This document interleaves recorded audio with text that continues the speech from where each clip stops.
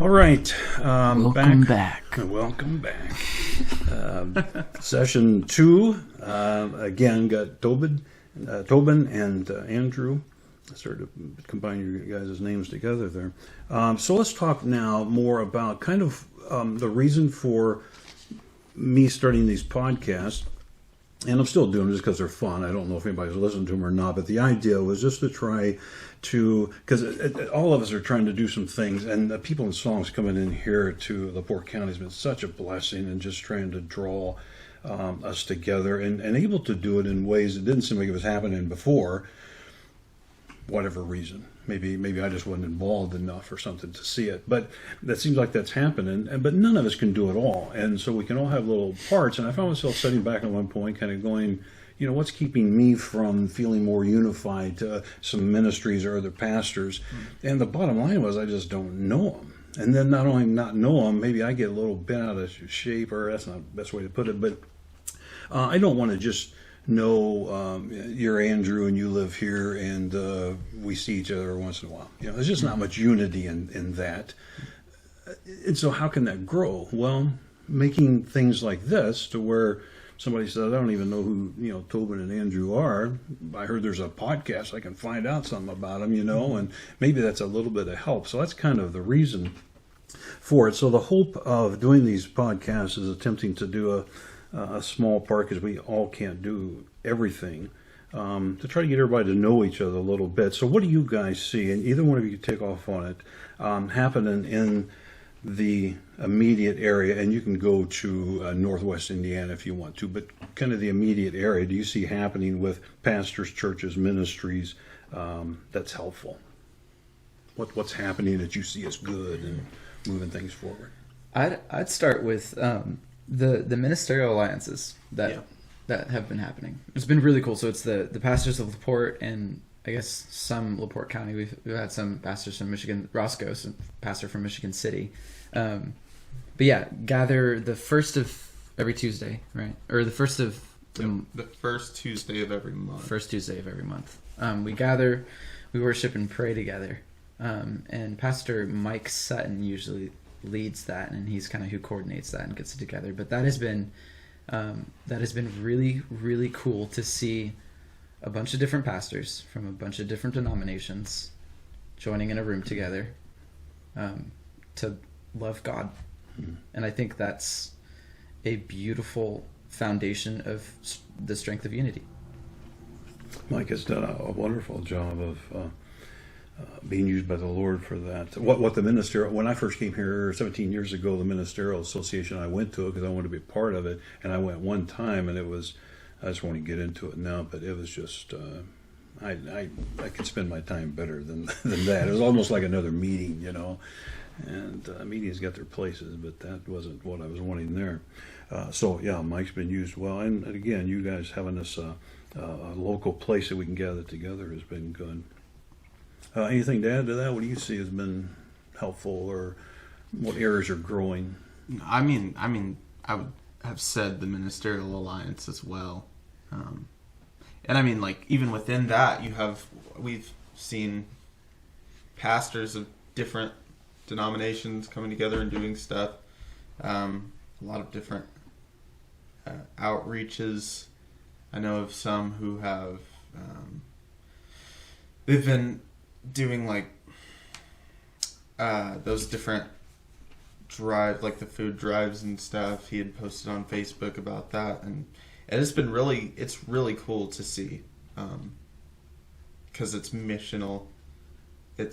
They're not getting tied up or tied down by minute differences in methodology or anything on how something is supposed to be run. They just realized they have all that they need, and they're ready to share it.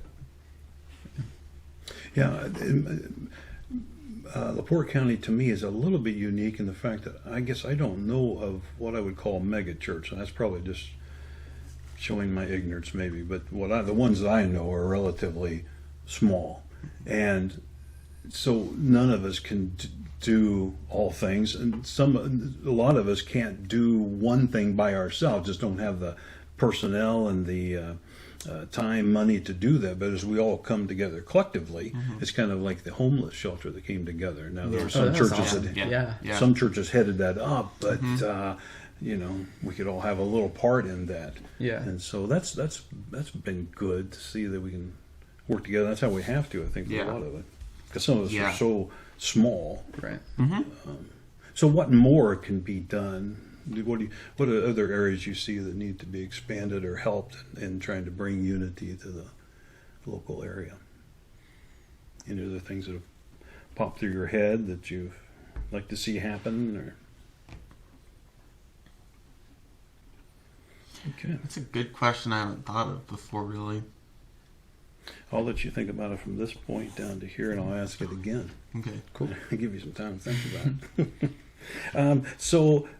How can we gain a fuller, more genuine unity? Again, like I say, there's a unity, I suppose, that's kind of like an outer shell thing that we have with people. I'm just going to have to, because we don't have much time. But getting down to the core. And let me give you a couple more questions to maybe help too. What needs to happen that causes you to believe there's a genuine unity between you and another minister, you and another pastor, you and another Christian person? What is it that happens to where you say, man, it's getting deeper and more to the core of this unity? Instead, I just know where you live, and maybe we've had coffee a time or two. I've always found, at least with the one-on-one interactions, if we're talking just like really personal, like if it's just you and I, giving basically the sharing of your testimony. Like, it is so near and dear to my heart of like how I met Jesus, and one of my favorite things to know about someone is, how did you meet Jesus? Different than your testimony you share with your congregation on a Sunday morning. This is the one-on-one between you and I. Like, I want to know the story. And I want to know, like, what was going through your mind, what was in your heart. I want to know what pained you, Like, I want to know how Jesus completely met you and changed your life. A testimony is undeniable. And that is what describes it. Like, we're witnesses of Christ. Even though we haven't seen him with our own eyes today, but blessed are those who believe and not yet have seen. And all that to say as well is, the word also says that they overcame by the blood of the Lamb and the word of their testimony. And I think, like, this very overcame possibly just division, overcame the enemy, overcame, I don't know. Anything to add to that?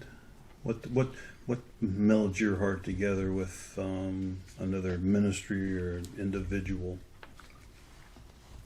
Well, I think in the culture we live in, it's really becoming apparent who loves the Lord and who doesn't. And you're naturally gonna have hiccups in that and stuff, and everyone has issues and whatnot. But we live in an age where it's not difficult to see who is passionate about Jesus, and it's easy then to know, if we love God, let's serve him together. You're my brother, I'm your brother. It doesn't have to be complicated, and that doesn't necessarily mean you do a ton of stuff together or anything, but it also doesn't mean that you avoid each other. It's just family. So you use the word complicated. So how can it get complicated? How have you seen it be complicated more than it should be? Probably whenever we start deciding how everything has to be.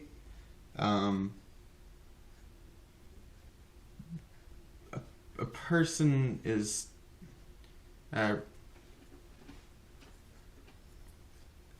we're all in need of God, and whenever we think that we are beyond that, I think that's whenever it gets complicated. We mess up things. Is whenever we're reliant on anything other than grace to follow the Lord, to lead ourselves, to lead others, to work with others. And living in community has been a testimony to that. It's like people are going to see all sides of you. Mm-hmm. If you're in ministry, they're going to see. I mean, I would love for worship leader me to be the one who's always there. There's nowhere to hide. There's nowhere to hide. That's what I was told upon coming here, and I was like, challenge accepted. Amen. But all that to say, and we can't forget that the Lord is using it to reveal to us what is in us and what He's doing in us, and then He's using it as iron sharpens iron. He's using us as, and I pray that this is true of me, He's using us to encourage and build up each other, so that it's all going to point and return to Him. And that's sort of the crux of it, is everything is done as unto Him. Anything to add to that? And then also the question of how do you see us sometimes complicating the unity?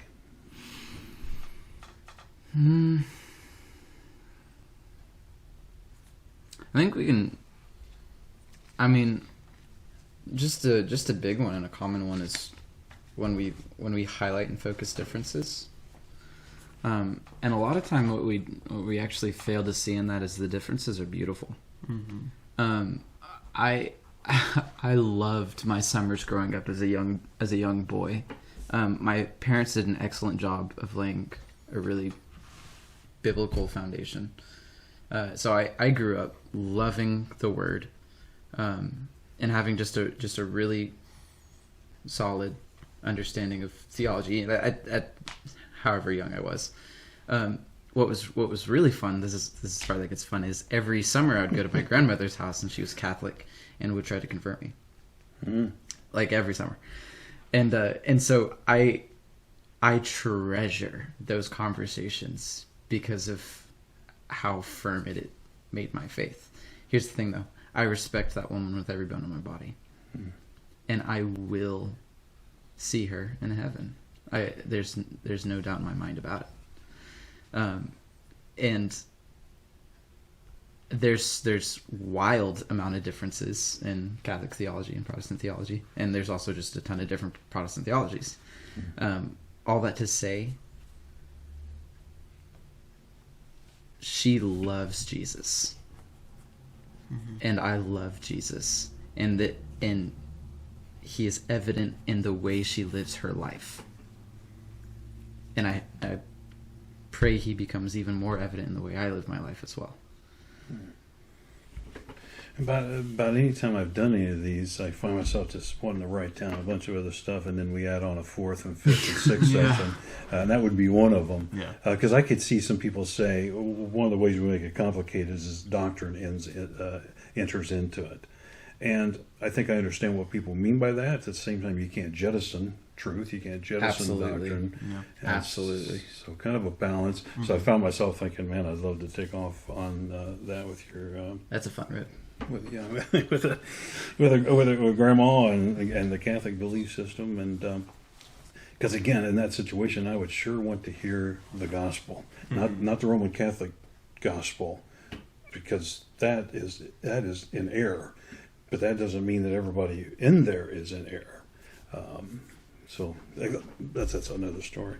So what needs to happen that causes you to believe there is genuine unity between you and another ministry individual? What do you need to know, hear, see for you to share in ministry together with another person or group? And let's take the opposite of that too. What I would say as an outreach, I would say as People in Songs ministry, like First Baptist Kingsbury, we have our antennas up about who we would do things with. wouldn't want to do anything with some cult or something with all the ramifications that could happen with that. So what do you need to know, hear, see for it? And if you want to take off on the opposite of that, go ahead. What makes you pull back and kind of go, well, we can't do ministry together?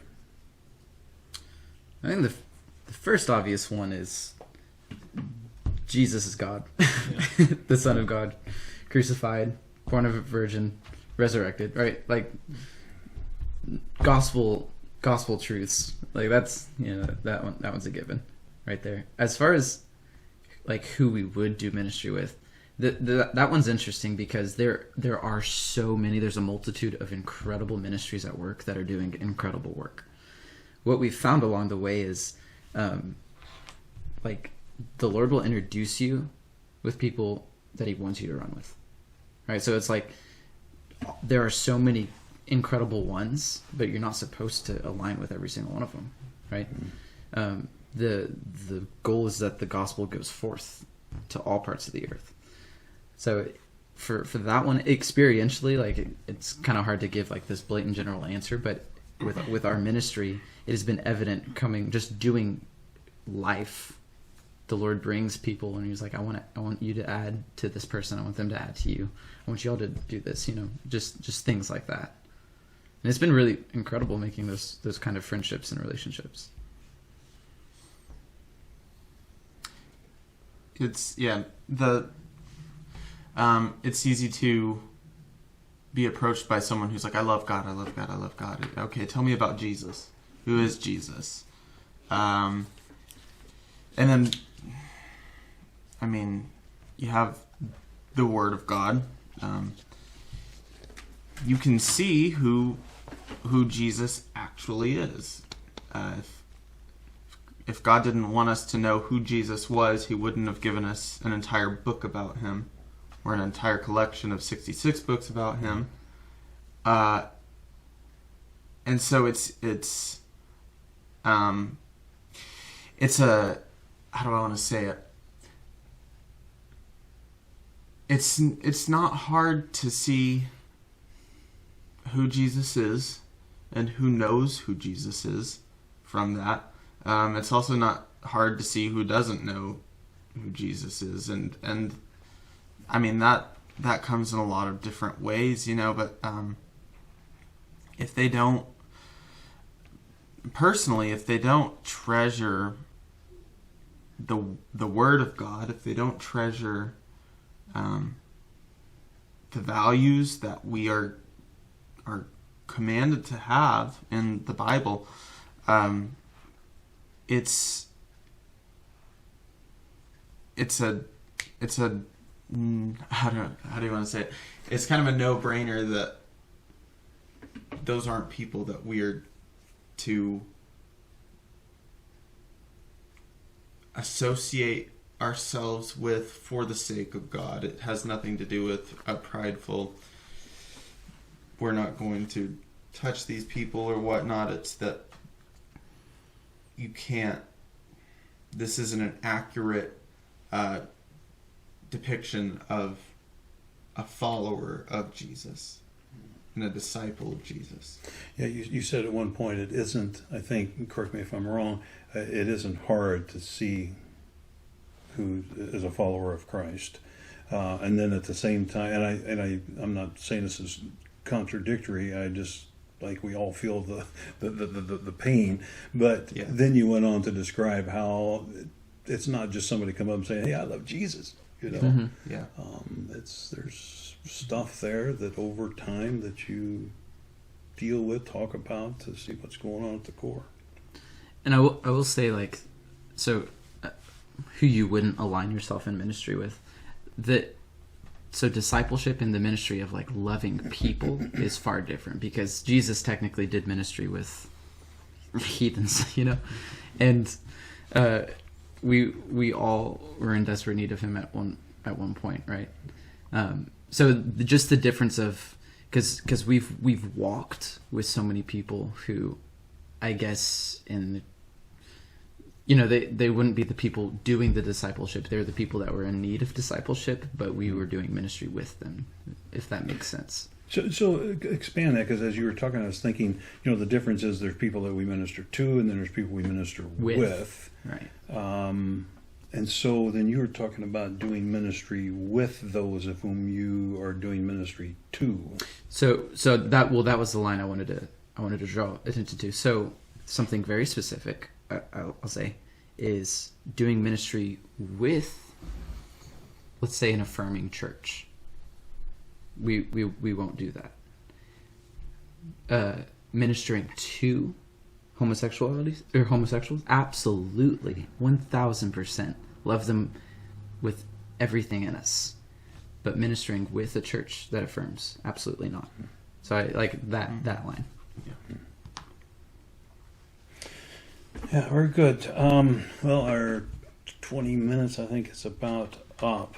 Let me do this one real quick and try to just be brief. Greatest difficulty and challenge in ministry itself for you guys individually, and then real quickly, greatest difficulty, challenges in ministry as far as you see for the church itself in 2020. I'll answer first. The greatest difficulty is me.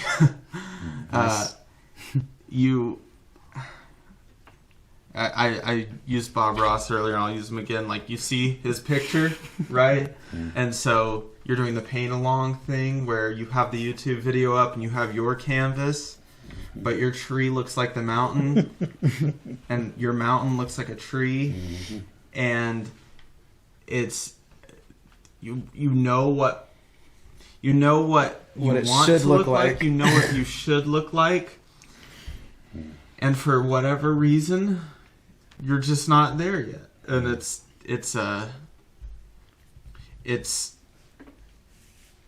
the great reminder of, I can't fix myself.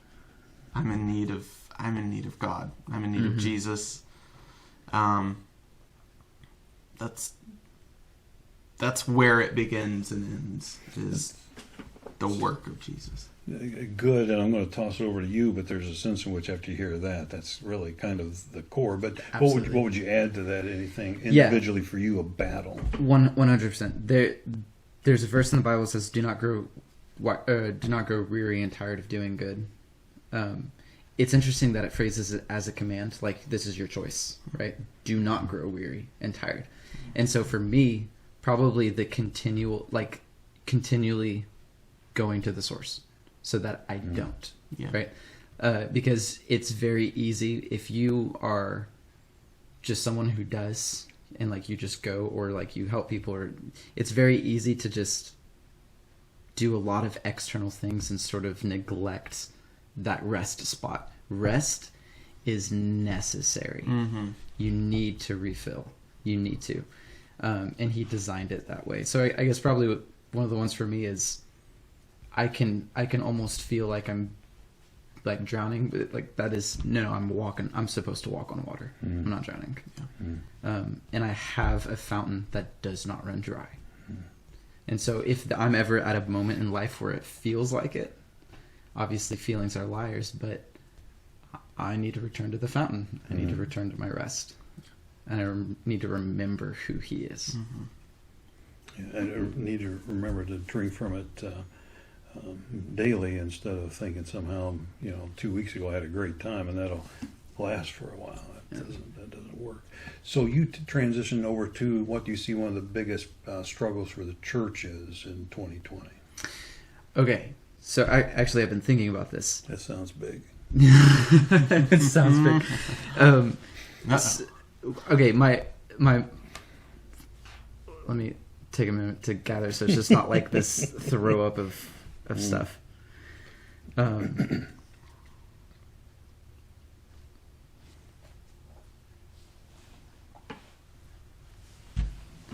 I've started to see churches take on the same like belief system the world has right now in terms of politics and racism and all these things that are happening right now. Like, okay, so before we enter this, like I do just want to start, racism is evil. That's yes, racism is evil, absolutely.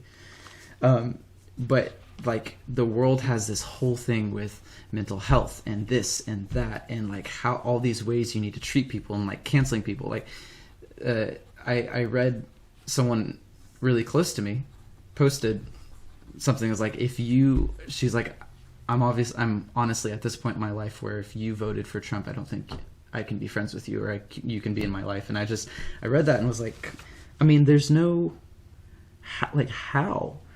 And everything the world preaches right now for you to obtain peace and obtain mental health, none of it involves self-denial. When Jesus asked us to deny ourselves. Yeah. None of it involves denying yourself. 100% of it is self-centered. And so it's interesting. You've got this thing that annoys you. You've got this person who doesn't line up with your belief system, so you cancel them.